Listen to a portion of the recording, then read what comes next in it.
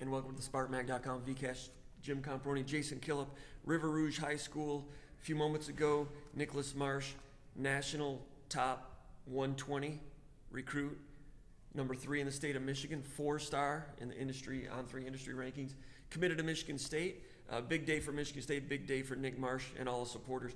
Great presentation today here in the auditorium. Nick Marsh committed to Michigan State 12 months ago, decommitted, took some other visits, learned more about the process as he went along, and committed to Michigan State again today. Big day for Michigan State. Jason, your thoughts about that? No doubt. It was big for Michigan State to get him back in the fold and have another top in-state kid in the class. That's always good for Michigan State, and it was really cool to come out here and take in the ceremony. He had his mom in attendance, and she spoke, and his grandma in attendance, and he had the athletic director, his head coach, and you could really just see the whole community gather around him and how respected he is and how much they really value him as a person, not just as a player. That's important. High character guy. We saw that when he was a 9th or 10th grader when we first started covering him, and the support today from the community and his teammates. One of the better presentations I've ever seen for one of these commitment press conferences. It was very warm, very emotional, a lot of support for him, and you can tell that they've all helped develop a really good young man that's going to be an asset to Michigan State's program. Today, and we saw that with Nick when he was a 9th or 10th grader, when he first got the offers, what a good young man he is, and Michigan State saw that as they continued to recruit him. So he decommitted from Michigan State 12 months ago, and he said back then that one of the reasons he decommitted is because he wanted to take more visits, and he did not want to take more visits while he was committed elsewhere. He did that, he said back then, out of respect to Michigan State, and he reiterated that today. If someone else had said that, I might not have bought it, but how we got to know him when he was a 9th and 10th grader, it was genuine. And after he decommitted from Michigan State last summer, I said usually when someone decommits, it's really hard to reel them back in. I said, however, with an asterisk, not everyone is like him. So I kind of left the door open of possibilities. There were times when I thought Michigan State was going to have a hard time hanging on to him. But in recent weeks, as you've watched on SpartanMag.com and the coverage that Jason has had, we detected that Michigan State was regaining some strength there. But he was open-minded all the way along. Michigan State continued to recruit him well. Mel Tucker was strong with him. Mel Tucker was very strong with Nick's mother. And all those things ended up with Michigan State getting a big one today. 4-star, Michigan State's 12th commitment. So how does this class look right now here in early July as Michigan State's had this flurry of commitments? Yeah, so Marsh will sit at the top of the leaderboard with as far as the class rankings go. On the industry comparison, he's the highest one in the class. But then on the offensive side of the ball, Anthony Carey's right there with him as industry 4-star. He was recently joined by 3-star quarterback Henry Hasselbeck, who committed to Michigan State on June 30th. Then they also have 4 offensive line commitments in the fold. Logan Bennett of Baltimore, Maryland, A.J. Dennis of Mount Pleasant, Michigan, and then twin offensive linemen Charlton and Mercer Huniewski of Cincinnati, Ohio. So Anthony Carey's a 4-star, Nicholas Marsh is a 4-star. As far as others that committed to Michigan State, A.J. Dennis out of Mount Pleasant, a 4-star with 24/7. Reggie Powers, safety from Dayton, 4-star in the on-3 singular rankings.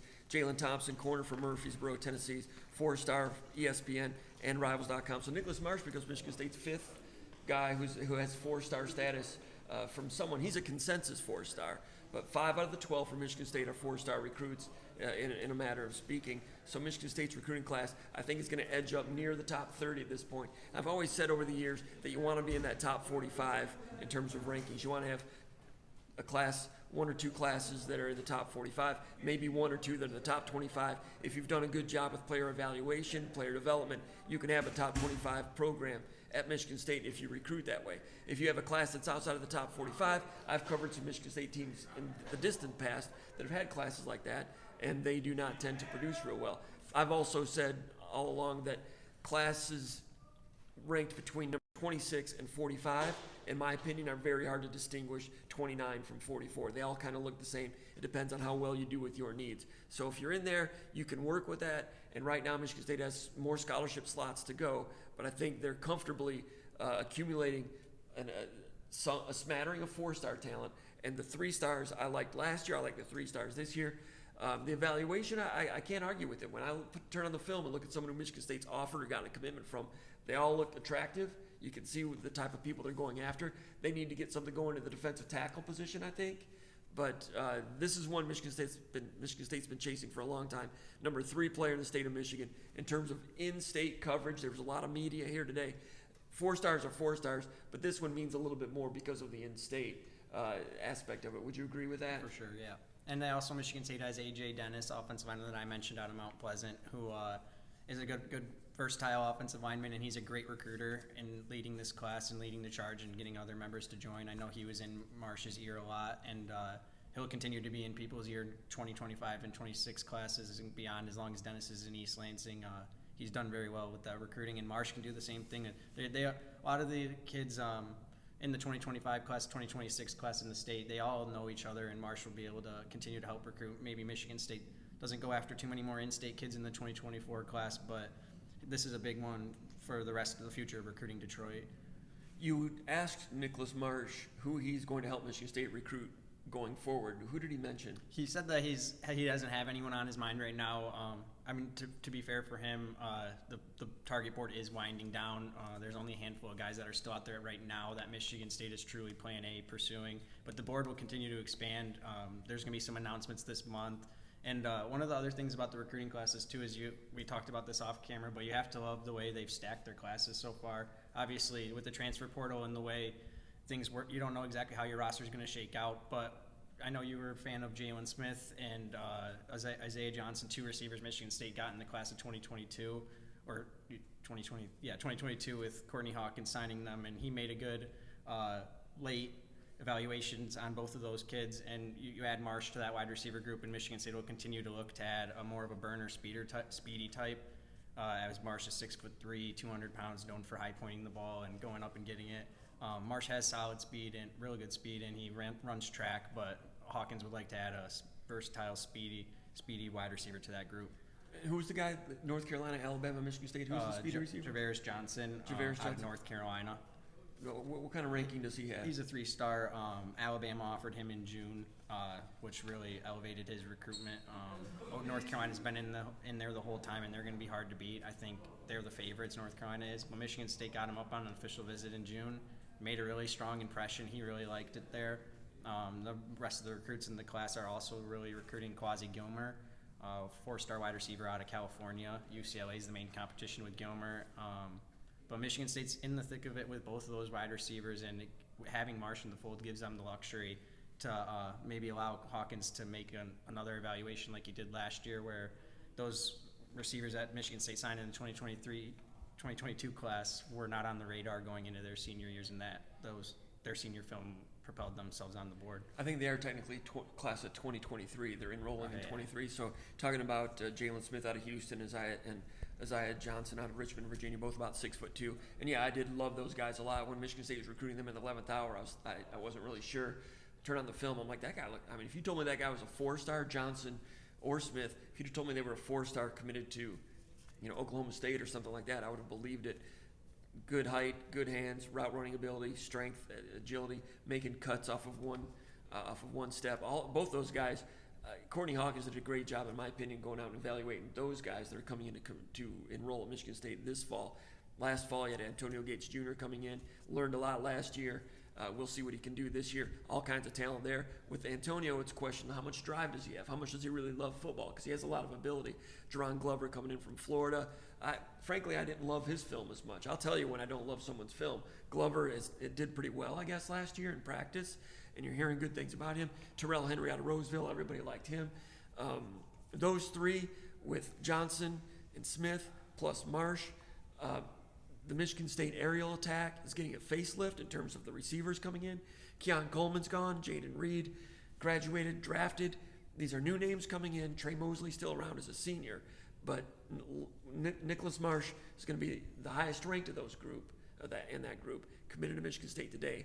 But good wide receiver talent being reassembled at Michigan State with good quarterback talent coming in too. Henry Hasselbeck committed last week? June 30th, yep. You have Caton Hauser, Sam Levitt, a couple of 4-star quarterbacks. Hasselbeck, I think, is right there with those guys. Underrated talent, committed to Michigan State over Boston College as a quarterback. I love his agility, footwork in the pocket as a great lacrosse player, burst. We knew Brian Lewerke back a few years ago was mobile in the pocket. I think Hasselbeck has some of that mobility plus, ability to accelerate, more foot speed. Throws it around pretty good too.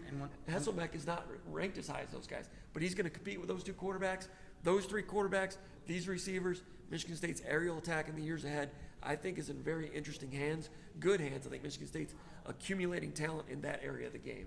What were you about to say? One thing with Hasselbeck, too, is he purposely kept his weight low for lacrosse season, and he was committed to play lacrosse for Maryland before decommitting to play football. But he purposely would keep his weight low, and that obviously led to having stronger athleticism. But as he gets to college and puts on some weight, he'll get a stronger arm, and that'll help him in lots of ways stay healthy and things like that. Because his frame right now, he cut down a lot of weight for lacrosse, and he's looking to put that back on by football season as much as possible.